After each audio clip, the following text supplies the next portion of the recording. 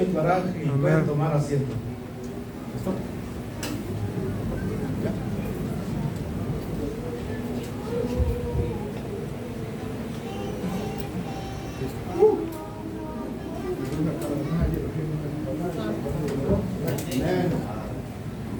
Baruch Hashem, ¿cómo se encuentran el día de hoy? Baruch Hashem. Regocijaos una vez más en el Señor, dice Rabbi Shaul de Tarso. Así de que vamos a explicar lo que es la parashá Kitetse. Quítense, dijo el Rab. Así de que, bueno, con el permiso del cielo, bajo la autoridad de nuestro santo maestro Rabbeinu Yeshua el Mesías, con el permiso de nuestro querido Rab Dan Ben Abraham, la paz sea con él, con el permiso de nuestro querido Rab Meir Kalel Soto, la paz sea con él siempre, con el permiso de todos ustedes, vamos a compartir esta parasha casi acercándonos para Yom Teruah, para Rosh Hashanah. Apenas algunos días nos quedan y nos estamos adentrando más en el mes de Elul. Esta parashá quiero dedicarlo a nuestros niños, a nuestros muchachos que apenas están comenzando el ciclo escolar, que esta parashá sea como una guía para ellos, para que puedan Hashem Yitbaraj enviar a sus malachim y protegerlos donde quiera que se encuentren. Amén. Vamos a ver lo que dice el texto de la Torah. Dice, cuando salieres o cuando salgas a la guerra. Escuchemos bien cómo dice el texto, cuando salgas a la guerra. ¿No sería mejor decir cuando salgas a una guerra? Cuando salgas a una guerra sería justamente de alguna manera como la parte más indicada para decir en este texto cuando salgas a una guerra, porque no solamente se sale una vez a la guerra, sino el pueblo de Israel, especialmente cuando estaban los 14 años de conquista en el tiempo de Josué, salieron muchas veces a la guerra. Entonces el texto debería decir cuando salgas a una guerra en vez de cuando salgas a la guerra, para indicar en términos generales cuando el pueblo de Israel saliese a una guerra. Pero no así el texto dice cuando salgas a la guerra. La guerra enfatiza una guerra en particular, no en cualquier guerra que el pueblo de Israel siempre solía hacer, sino en la guerra. Hay una diferencia entre decir una guerra, cuando salgas a una guerra, y decir cuando salgas a la guerra.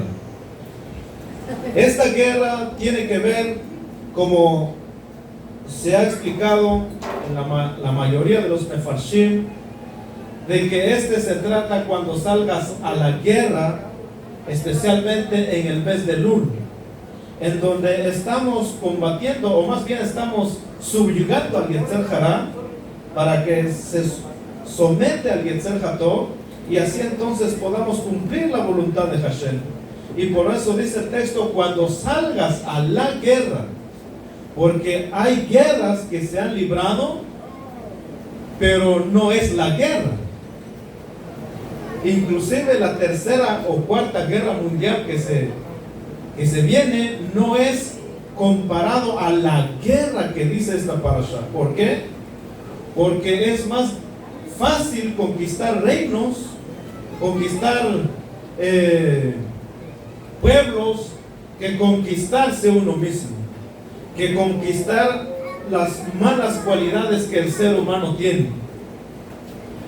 Como una vez cuando Alejandro Magno llegó a Tierra Santa. Sabemos que Alejandro Magno en su tiempo conquistó y abarcó muchos pueblos, y él dice que cuando llegaron los Ejamim a recibirlo, una de las tantas preguntas que él le hizo al pueblo de Israel, a los Ejamim de ese entonces, es ¿quién es el hombre más fuerte? Obviamente lo que esperaba él, que los Ejamim dijeran No, pues tú eres el hombre más fuerte, dado que eres un conquistador a pesar de tu temprana edad que tienes. Pero los Jajamim le dieron esta respuesta: el hombre más fuerte es aquel que se conquista a sí mismo.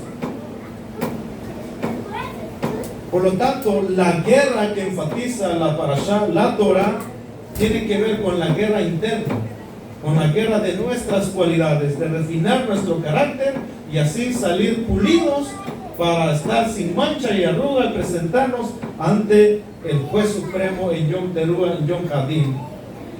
Y por eso que una de las herramientas que se usaba en la guerra, tanto antes de empezar la guerra, durante la guerra y después de la guerra, aparte del arco y flecha y el escudo, en los tiempos antiguos, no estamos hablando del tiempo moderno, sino en los tiempos antiguos se utilizaba el shofar. Antes de reunir al campamento y enlistarlos a la guerra, se utilizaban los toques del shofar.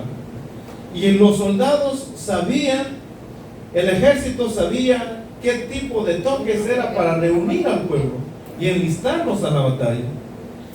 Y una de estas cosas que también nos dicen que nosotros estamos en guerra, la guerra interna contra el Yetzer Hará, es justamente el shofar que tocamos todos los días, para indicarnos que estamos en guerra en contra de la mala inclinación.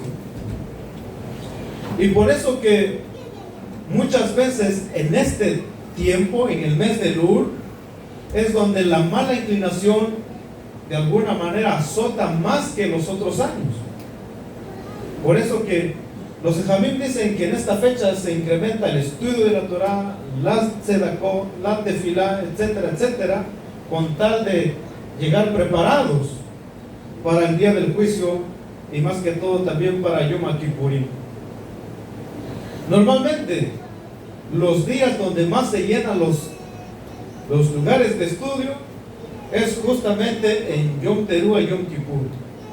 ¿Por qué? Porque todos necesitamos un perdón, todos necesitamos la selijá. Por eso que este tiempo es el tiempo de la selijot, el tiempo del perdón, donde nos preparamos todos unánimemente para llegar, como dijimos, renovados en Yom Teruah, en Yom Kippurim, que es donde se cierra el día del juicio. Entonces tenemos estos 40 días de preparación. Bueno, lo hemos tenido, ahora ya vamos adentrándonos en el mes de Elul. De ahí que algunos dicen Elul es el último mes del año, o es el último, para prepararnos antes de llegar a este magno evento de Yom Teruah. Hay un texto que dice en el libro de Shir HaShirim, el cantar de los cantares, justamente lo que acabamos de cantar, Kol Dodi. El capítulo 5, verso 2 dice: yo estoy dormida, pero mi corazón está despierto. La voz de mi querido, la voz de mi amado, dice otra versión, golpea, tocando a la puerta, diciendo: ábreme, hermana mía, compañera mía, mi paloma, mi íntegra. Esas palabras bonitas que nos dice el amado. Yo dormía, dice la mujer, pero mi corazón estaba despierto. Sucede que los reyes en la antigüedad solían tener muchas esposas, especialmente, inclusive según los parámetros de la Torah, el rey podía tener ¿hasta cuántas mujeres? Hasta 18 mujeres. Es lo máximo que podía tener un rey en Israel. Y de ahí de que una de esas tantas mujeres que tenía el rey, una de esas tantas princesas, ella tenía también de alguna manera un enamorado, que estaba enamorado de ella.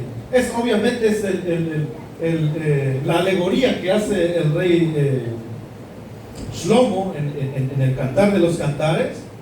Entonces dice que ella de alguna manera se ve con su amado a escondidas. Ella está durmiendo en el palacio del rey pero en algún momento su amado, su amor de verano, como se dice, llega y lo visita de cuando en cuando. Y en una de esas, ella, solían tener tal vez un tiempo específico para encontrarse. Y en una de esas dice que ella se durmió, el cansancio lo venció. Dice, yo dormía, pero mi corazón estaba despierto. Dice Jajamín que esta princesa está de alguna manera atrapada en las fuerzas de Tumá. Y el amado, el pastor fiel que está llamando a su puerta de ella, es Boreolam.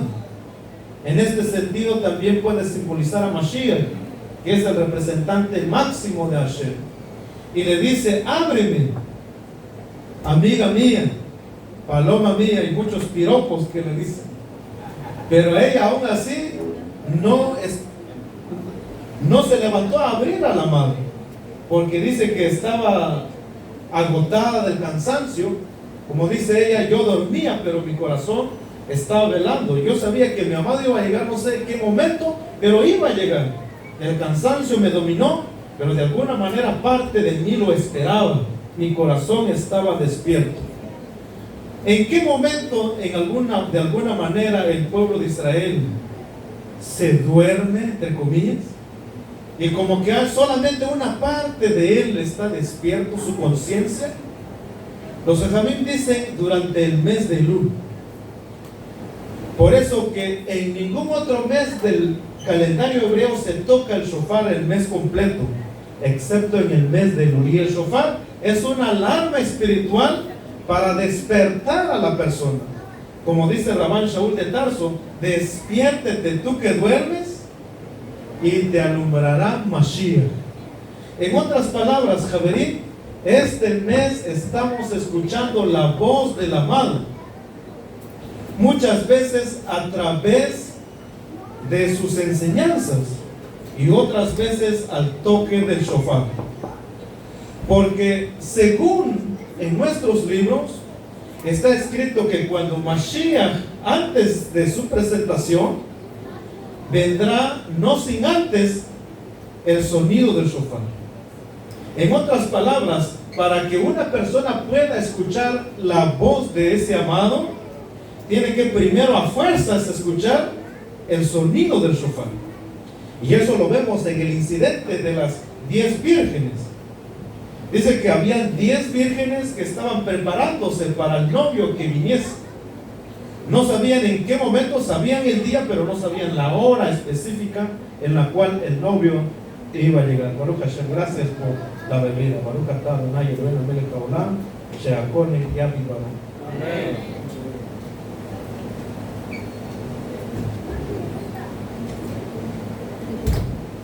En el ejemplo de las 10 vírgenes, dice, estas 10 vírgenes están velando. 5 de ellas son prudentes y otras 5 son insensatas. En otras palabras, 5 se prepararon y 5 no. 5 cabecearon, dice el texto, y durmieron. En otras palabras, no les importó. ¿Y cuál es el método que dice el Midrash? La analogía que da Rabenu Yeshua con relación a estas 10 vírgenes. ¿Con qué se tenían que preparar? Con aceite para sus lámparas. De otra manera no podían entrar a las bodas. Pero dice que cuando llegaron, cuando escucharon el sonido del shofar, llegaron a la puerta, 5 entraron y 5 se quedaron. Y eso es durísimo. Cuando nosotros estamos comenzando desde el mes de Elul hasta Yom HaKippurim, que es donde se celebran las bodas, alegóricamente, y es donde se celebrarán las bodas del Cordero en el futuro. La festividad de Yom HaKippurim hablan de las bodas en el futuro, lo que se llaman las bodas del Cordero. Anterior a eso uno tiene que prepararse, tiene que anticiparse con combustible para poder ver el camino y no tropezar y así retrasarse a ese magno evento que se conoce como las bodas del Cordero. Así es de que en este sentido dice que se prepararon con aceite para la iluminación de su camino. Como dice el texto, lámpara es a mis pies tu camino, lámpara es a mis pies tu palabra y lumbrera mi camino. Porque, como dice el texto de Proverbios, el otro mandamiento, porque la Torah es luz y el precepto es candela. El precepto, el mandamiento es el combustible para poder guiarnos y saber en qué momento determinado puede llegar el amado.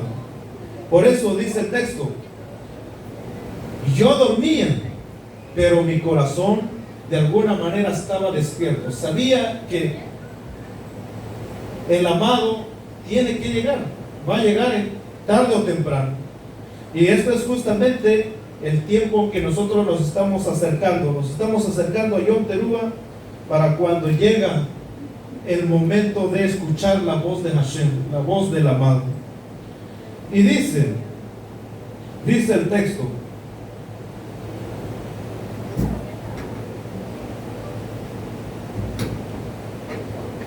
dice, ábreme, hermana mía, mi compañera, mi paloma,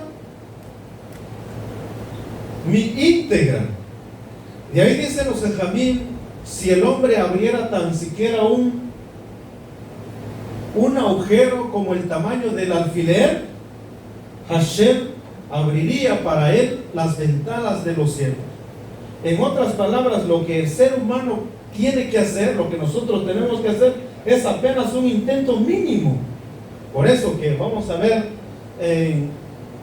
lo que es la representación del shofar, bien sea de carnero o de antílope, como lo tenemos ahora. Si vemos en la parte donde nosotros tocamos el shofar, es la parte más pequeña. El orificio es pequeño y el final, ¿cómo termina? En la terminación es más grande. Y por eso dice Hashem, si tan solo abrieras una parte pequeña. Y de ahí están nuestros libros. Como dice, he aquí yo estoy a la puerta y llamo. Si alguno oye mi voz, estaré con él, cenaré con él y él conmigo. Esta cena tiene que ver con descubrir los secretos de la Torah, los secretos en donde hablan de la redención. Pero primero hay que abrir una parte de la conciencia para que podamos escuchar la voz de Hashem a través de su Mashiach. Esta es una parte muy importante. Dice, porque mi cabeza se ha llenado de rocío, mi cabellera se ha llenado de las gotas de la noche, dice el amado. Ábreme, porque, imagínense esta escena. Llega el amado y dice, ábreme, porque mi cabellera se ha llenado del rocío de la noche. ¿Qué quiere decir? ¿En qué momento más o menos podemos decir que llegó el amado a tocar? A la madrugada, porque si ya su cabello ya se llenó de rocío, no podemos decir que ya nomás entrando en la noche empezó a tocar la puerta, sino que estuvo mucho tiempo afuera llamando. Y le dice, ábreme, porque mi cabello se ha llenado de rocío. Ahora bien, esto es algo muy importante. El rocío, como dice el Pataj Eliyahu, el rocío tiene que ver con un estado espiritual que no es movido por el hombre. Tiene que ver con una conciencia espiritual que solamente Hashem puede hacer eso. Y por eso la resurrección de los muertos está ligado con el rocío. No así la bendición. La bendición que el hombre puede activar aquí abajo está relacionado con ¿qué? Con la lluvia. Porque está escrito, y el Eterno abrirá su tesoro, sus cámaras de tesoro, la lluvia, para concederte en tu campo, en su momento propicio, tanto la temprana como la tardía. ¿Con qué está relacionado la bendición? Con la lluvia. ¿Con qué está relacionado en este sentido la resurrección de los muertos, con el rocío. Y por eso dice, mi cabeza se ha llenado de rocío. En otras palabras, cuando el amado le dice, ábreme a la novia, le está diciendo de que si tan solo hicieras algo para que pudieras escuchar mi voz, es más, te voy a dar una ayuda. Mi cabeza se ha llenado de rocío. Cuando la persona de alguna manera pudiera decir, ¿cómo voy a despertar? ¿Cómo voy a tener la conciencia? Si los problemas que he pasado, o si las cosas que la he regado en mi vida, ¿cómo voy a poder hacer teshuvah o arrepentimiento?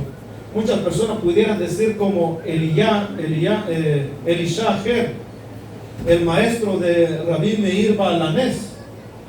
Dice que Elisha Aher en su momento llegó a ser uno de los grandes jajamim de su generación, hasta que se topó con un mandamiento que más después lo vamos a también ver en esta parasha. El mandamiento que dice, si ves el nido de un ave, tienes que espantar a la madre y agarrar los pichones para comértelo, o los huevos de una ave kosher. Dice que Elisha, el rabino Elisha, para ese momento visitó a un estudiante, y el estudiante era tan pobre, pero tan pobre que no tenía que darle al rabino. Y le dice a su hijo, ni sabes qué, hijo, allá en la azotea de la casa vi un nido de paloma. Por favor, ve y sube y tráeme los pichones para dárselo de comer al rab que nos ha venido a visitar. Y entonces y le dice, y asegúrate, si ves a la madre ahí, espántalo como dice la Torah. Entonces, dice que cuando subió el niño, efectivamente la madre de los pichones estaba en el nido, lo espantó, trajo a los pichoncitos, y cuando estaba bajando la escalera, se resbaló, tropezó y se mató, murió cuando caminó. Y ahí Elisha se dijo a sí mismo, ¿cómo no puedo entender cómo puede ser que estoy viendo delante de mí cumplirse dos mandamientos que demandan promesa de larga vida y que todo te va a ir bien? El muchacho obedeció a su padre, que dice la Torah, obedece a tu padre y a tu madre. ¿Para qué? Para que tu vida se incremente y te vaya bien en la tierra que Hashem te da. El otro mandamiento que también promete larga vida y bendición es el mandamiento de espantar a la madre cuando está en el nido. Y él dijo, no puede ser que la Torah que Hashem no haya cumplido con lo que la Torah dice. Entonces desde ahí renegó la Torah y se hizo ateo. Y desde ahí pasó, en vez de Elisha Hatzadik, Elisha Harab, llegó a ser Elisha Aher, Elisha el extraño. Y hasta hoy se conoce a él como Elisha Aher, porque renegó. Aparentemente las promesas de Hashem no se cumplieron para ese momento en su pensamiento de él. Y muchas veces cuando nosotros estamos en el mes de Elul, muchas veces tal vez pudiéramos llegar en una conclusión equivocada como Elisha Aher. Dice que cuando era Yom Kippurim, Elisha Aher pasaba con su caballo Yom Kippur y le decía a los estudiantes de Yeshiva, apúrense, porque ya va a empezar la Neilá donde se van a cerrar las puertas. Y él paseando en caballo, y le decían, si usted nos está diciendo que vayamos a la Yeshiva, ¿por qué usted también no viene con nosotros? Y él decía, lo que pasa es que como yo ya renegué públicamente, para mí ya no hay perdón. Con lo que he hecho, creo que Hashem ya no me puede perdonar. ¿Qué puedo hacer yo para revertir el Hilul Hashem que he hecho abiertamente? Pero la Torah nos dice que hasta el fin de la vida el hombre puede tener una segunda oportunidad. Nosotros podemos acercarnos a Hashem en el momento, inclusive un segundo antes de morir. Por eso decía uno de los maestros, dijo a sus estudiantes, tienen que hacer teshuvah un día antes de morir. Y sus estudiantes dijeron, pero Rab, ¿cómo podemos saber cuándo vamos a morir? Y el Rab les dijo, justamente, pues no sabes, puede ser que mañana vamos a morir. Así que tenemos que hacer teshuvah constantemente, todos los días. Y por eso que el pilar del judaísmo es justamente la teshuvah. El mensaje que daba Yohanan el inmersor era justamente: arrepentidos y convertidos, porque el reino de los cielos se ha acercado. El trabajo que tuvo también Rabenu Yeshua en su momento fue justamente eso, la teshuvah. Nunca se habló que cuántos quieren ser salvos, nunca se habló tal cosa. Esos conceptos de salvación, que levanta tu mano, que haces tevilá para salvación, estuvo ajeno en el pensamiento de nuestro maestro y de sus contemporáneos. Porque la teshuvah fue el arma fundamental para que el hombre puede alcanzar el Olam Haba, vivir bien en el Olam Hazé, en el mundo actual, y alcanzar el mundo por venir. Y por eso que dice: mi cabeza se ha llenado de rocío. ¿Qué quiere decir? Que Mashiach trae un movimiento de Gesed cual nunca antes visto en la humanidad. Mashiach es aquel que nos da una empujada para que nosotros podamos ver milagros extraordinarios en nuestra vida.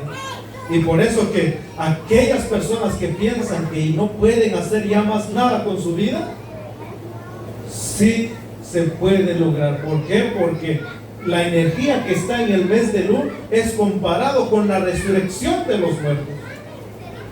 Y por eso que justamente el toque del shofar nos recuerda que si nosotros podemos alcanzar el perdón y podemos activar los milagros en nuestra vida, si nosotros así lo queremos. Y por eso que una de las cosas que se incrementan más en el mes de Elul es justamente la tzedaká, que también está relacionado con la justicia. Tzedaká se ha traducido como limosna, sí, pero en realidad tzedaká es dar de lo que Dios nos ha dado. ¿Y qué es un justo? Un justo es justamente lo que hace. El justo no hace más que lo justo. El justo no está en un nivel superior, sino apenas está haciendo lo que Hashem le dictó. Por eso que el justo no tiene mucha alabanza. Justo era Noah en su generación, pero hizo nada más lo justo, lo de él y su familia, pero no fue más allá, no caminó la mía extra. Y justamente lo que nos dice o que nos recuerda en el mes de Elul es de que nosotros podemos activar los milagros de Hashem a través de la tzedaká que nosotros damos. ¿Cómo? Porque la bendición, dijimos, está comparado a la lluvia. Para que la lluvia cae, ¿qué es lo que se necesita antes? La lluvia viene a través de la evaporación de los ríos, de los mares, y eso hace que esa pequeña gotas de nube que el sol hace evaporar, se juntan en las nubes, se hace nube y luego cae. Eso se hace lluvia. En otras palabras, ¿qué es lo que hace que llueve? Es gracias a que el sol pega a los lagos, a los mares, en donde el agua está recopilada. Y eso es lo que sirve para que la bendición del agua caiga. Y el sol está relacionado con la tzedaká. Por eso es que está escrito: mas aquellos que teman mi nombre, solamente aquellos que teman mi nombre, les nacerá el sol de justicia, y en sus alas traerá salvación. Entonces el sol está íntimamente relacionado con la tzedaká. Y cuando nosotros hacemos tzedaká aquí abajo, lo que hacemos es que movemos algo espiritual, y Hashem nos respalda abriéndonos los portales del cielo, trayendo la bendición a chorros a nuestros lagares. Eso es una cosa extraordinaria. Y por eso que es algo muy, muy, muy importante. Quizás alguien pudiera decir, bueno, entonces, ¿cómo puedo yo comenzar con la Teshuvah? ¿Cómo puedo yo regresar al camino si de alguna manera he estado tal vez andando en mis travesuras de la vida? Yo dormía, pero mi corazón me lava. Yo sé que hay Dios, yo sé que hay Torah, yo sé que hay Mitzvot, pero me alejé muchísimo tiempo de la comunidad. O muchísimo tiempo que yo ya no leo Torah, que ya no me dan ganas. ¿Qué puedo hacer? ¿Con qué mandamientos puedo comenzar? Y la respuesta está en esta parasha. Vamos a leer justamente lo que hablamos de Elisha Ajer. En el capítulo 22 del Sefer de Barim, del libro de Deuteronomio, su versículo 6, encontramos justamente una secuencia de temas que da la Torah aparentemente aisladas, pero que están íntimamente conectadas. En el verso 6 dice: si se presentare un nido de pájaro delante de ti, en el camino, en cualquier árbol sobre la tierra, con crías o huevos, tomarás, dice, no tomarás a la madre junto con sus polluelos, enviarás a la madre lejos y solamente tomarás a sus hijos para ti, para que te vaya bien en la vida y tus días se prolonguen. En otras palabras, los mandamientos, un mandamiento es difícil de cumplir o es fácil. ¿Qué creen ustedes? Además que vas a comer los pichones, además que vas a hacer la shejitá y vas a comer un caldito de pichoncitos, hablando justamente de aves kosher y no de cualquier ave que no sea kosher. Entonces, imagínate además que vas a disfrutar de un buen caldo, una sopa casi como de pollo. Vas a cumplir un mandamiento con ella, enviar a la madre. Uno pudiera decir qué efecto puede tener un mandamiento tan casi a los ojos del ser humano, pudiera ser como insignificante, que no tiene ninguna consecuencia. Miren qué consecuencia tiene el mandamiento, además que promete larga vida. Los temas que están aparentemente aislados después de esto, dice: cuando construyes una casa, le harás un cerco en la azotea para que nadie se caiga de ahí y sea por causa de tu negligencia. Entonces, cuando construyes una casa, es obligación de la Torah que le pongas una cerca, un cerco de protección para que nadie se caiga. Luego, después de eso, dice: cuando siembres viñedo en tu campo, o cuando siembres una semilla en tu campo, no sembrarás dos tipos de cosas, el viñedo con otra cosa. Y después de eso dice: no ararás un toro junto con un asno. Aparentemente son temas aislados. Y vamos a ver cómo está todo conectado. Y luego viene el otro tema que dice: no vestirás mezcla de lana y lino en los tzitzit de tu vestimenta, en las cuatro puntas de tu vestimenta. Uno dice, bueno, ¿por qué son temas aparentemente aislados? Lo podemos estudiar temas por separado, pero si lo vemos uno tras la otra, es justamente en consecuencias, gracias a que la persona solamente se tomó la molestia de espantar la madre del nido. Por espantar a la madre del nido y no tomar la madre con los polluelos, Hashem le bendijo al hombre con una casa nueva. Además de eso, la consecuencia de eso es como un efecto dominó. Además de eso, la persona tendrá campos grandes donde cumplirá el mandamiento de no sembrar dos semillas. Imagínate. Después Hashem le bendecirá con asnos, con bueyes. Son como en el tiempo de la Torah, eran como carros en nuestro tiempo moderno, como tractores, ¿sí? Sí, maquinaria pesada para trabajar tus campos. Imagínate. Es una bendición tremenda que Hashem te da. Y después no vestirás lana y lino. Hashem te dará que te vestirás como reyes. ¿Por causa de qué? De solamente un mandamiento de espantar a la madre. Tan pequeño aparentemente en nuestros ojos, pero su promulgación, todo lo que conlleva, es una bendición descomunal. ¿Quién no pudiera tener o pensar o soñar un día tener una casa? Es más, si te dice azotea, es como que te está diciendo de no solamente una planta, un nivel, decimos nosotros, sino como que te está dando a entender que tendrás una casa de 2 pisos, de 3 plantas, qué sé yo, de una mini torre. Imagínate, solo por consecuencia de espantar un ave en el nido. Y por eso que Hashem puso bendición, dice, espanta a la madre, para que tus días se prolonguen y te vaya bien, para indicarnos que no hay un mandamiento pequeño, no hay un mandamiento con una recompensa pequeña, sino los mandamientos, por más pequeños e insignificantes que nosotros podemos ver, su consecuencia es mayor. ¿Quién de aquí está soñando con una casa? ¿Quién de aquí está soñando con campos grandes donde pueda trabajar con maquinarias pesadas? No un campo pequeño donde apenas tú con tu asador, 2, 3 surquitos y ese acabó tu tiempo, no, sino un campo grande.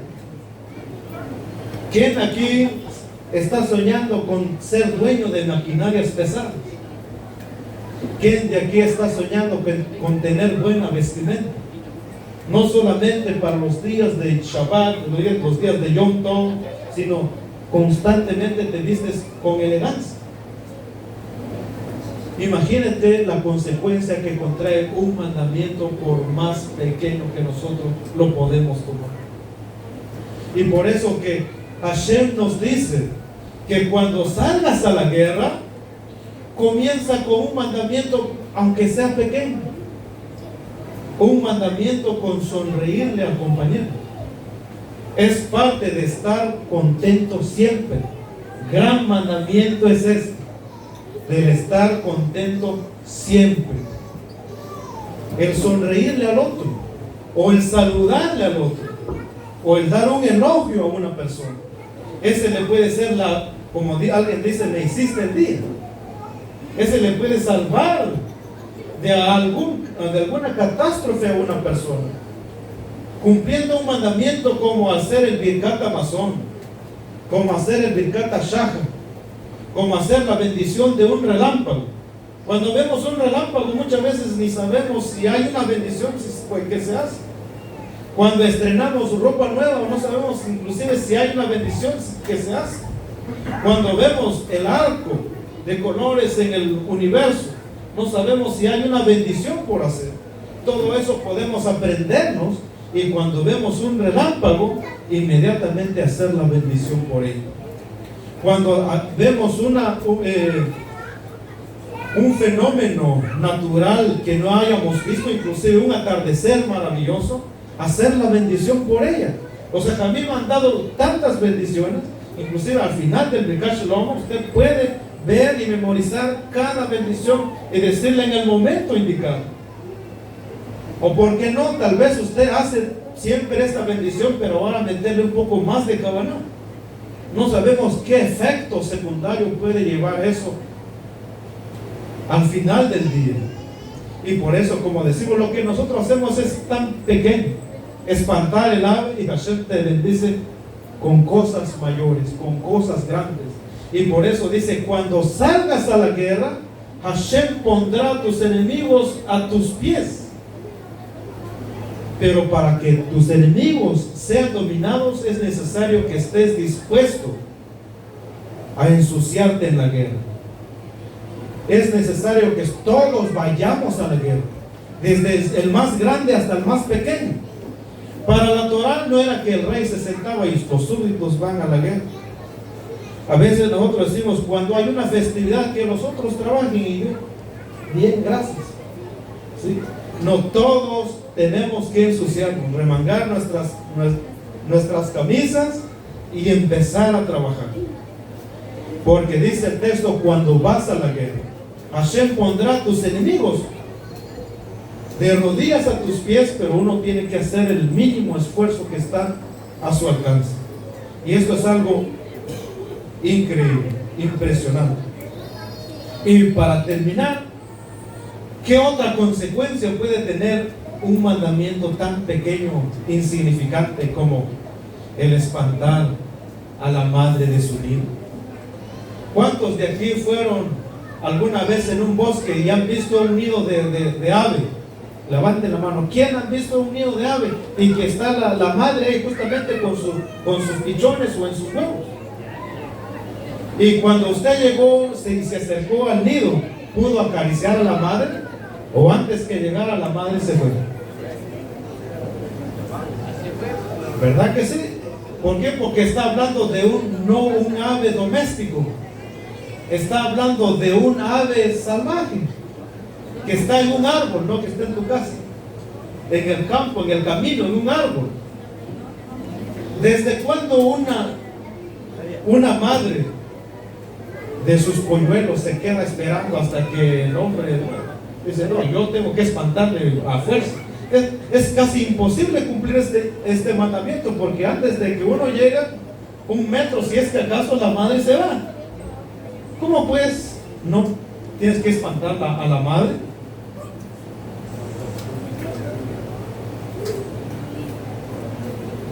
Y aquí hay algo impresionante. Al momento de cumplir un mandamiento, además que el mandamiento en sí mismo te trae bendición, también te trae protección. Y son dos cosas muy importantes. Para que la bendición esté completa, necesitamos dos cosas. O bueno, para que nosotros estemos completos necesitamos dos cosas: bendición y protección. Es lo que está escrito en Birkat HaKohanim. Yeberekeja Adonai beish mereja.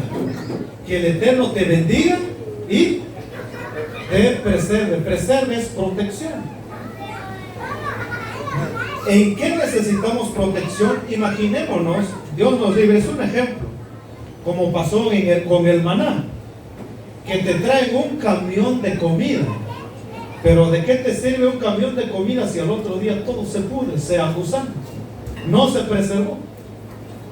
De nada te sirve una cantidad de bendición increíble si al otro día no lo puedes disfrutar. A la siguiente semana, al siguiente año, todo se echa a perder.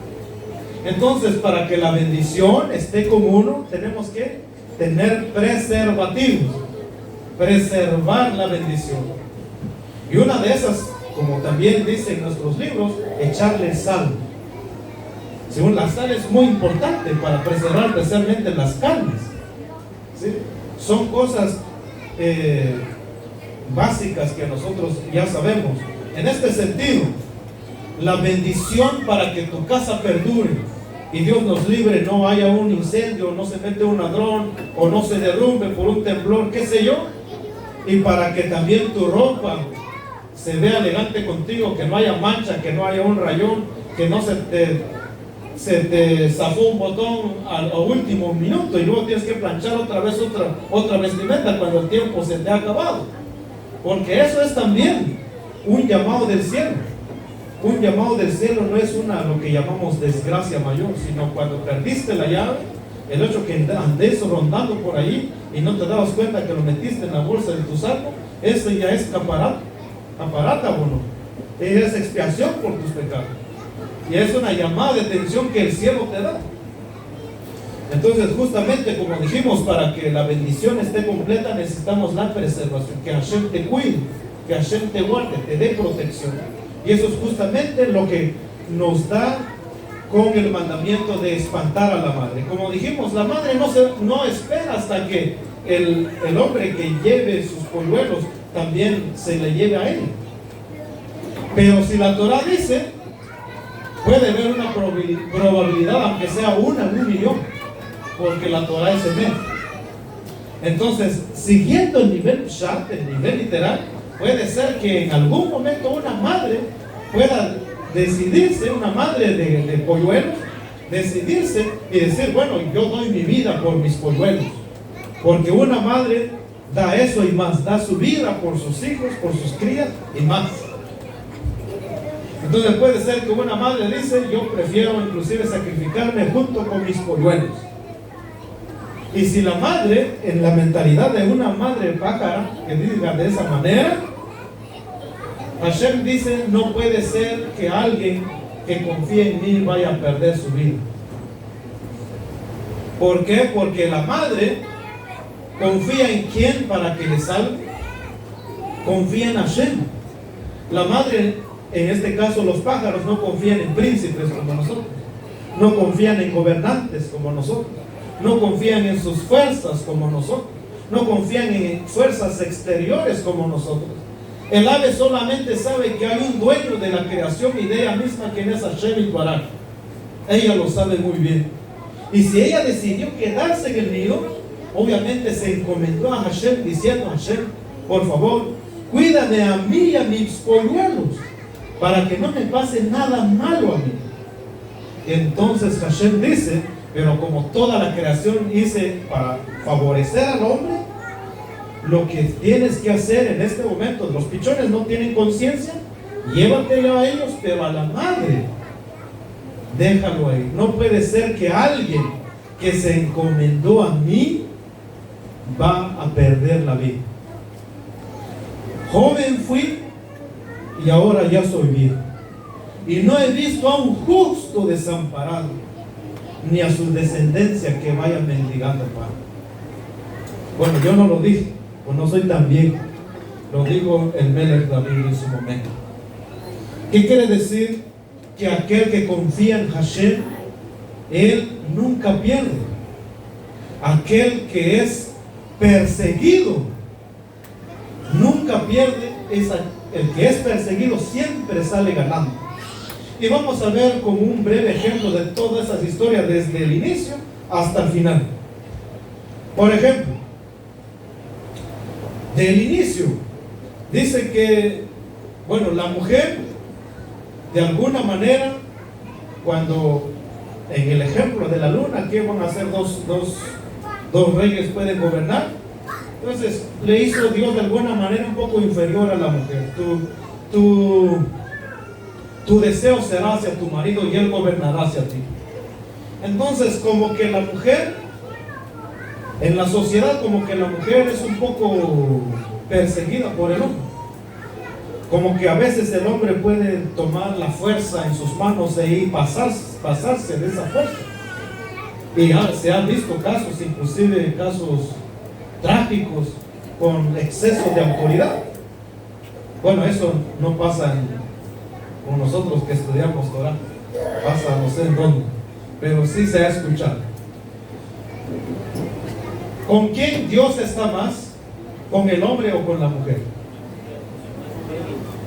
Con la mujer, porque muchas veces, a veces la mujer es la que está más ahí atendiente, y el hombre pudiera, en su tendencia como hombre, despreciarla, desprestigiarla y lo que sea.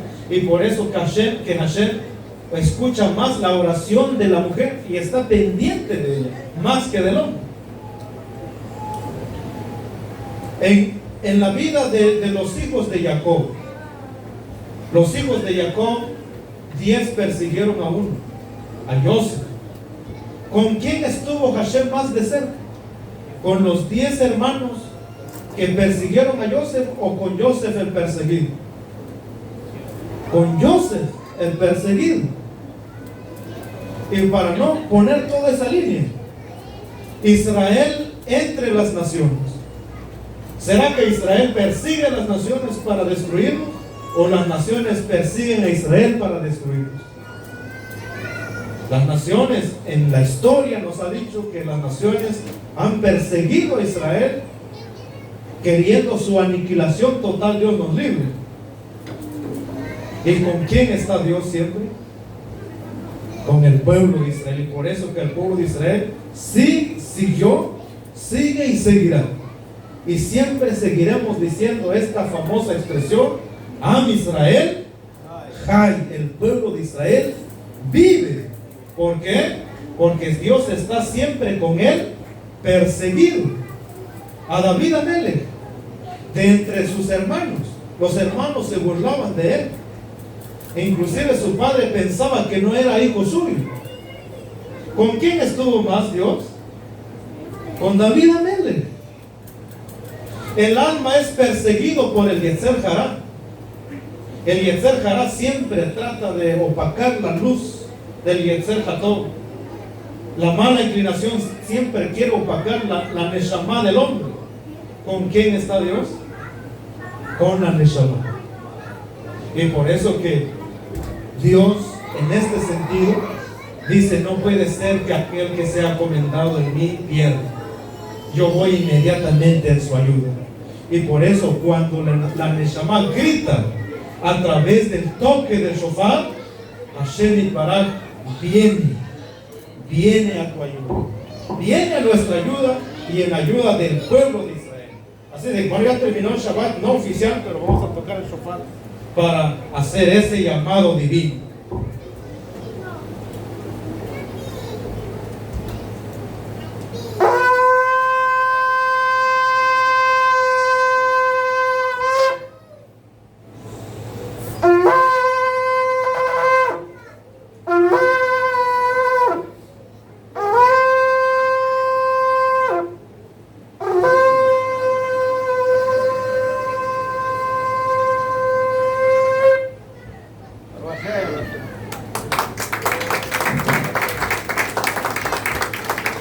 Cuando nosotros ya no podemos hablar y decir alguna palabra como aquel que se presentó y dijo: sé propicio de mi pecador, porque yo no ayuno, yo no oro, yo nunca he hecho alguna mitzvah en mi vida. ¿Cómo se presentó ante Hashem? Él no tenía ni palabras que decir. Él solamente se daba golpes de pecho y decía: sé propicio de mi pecador. Ten compasión de mí, Hashem Yitbaraj. Si tan solo nosotros abrimos un portal pequeño de nuestra Neshama, Hashem abrirá los tesoros de la bendición para sellarte con un año dulce, con un año de bendición, para sellarte más allá de eso en el libro de la vida, y que tengas vida en este mundo y en el mundo por venir. ¿Qué más podemos decir? Bendito sea el Eterno por la bendición que nos da constantemente. Así que ábreme, paloma mía, esposa mía y mi amada mía. Shavuot Tov לכולם.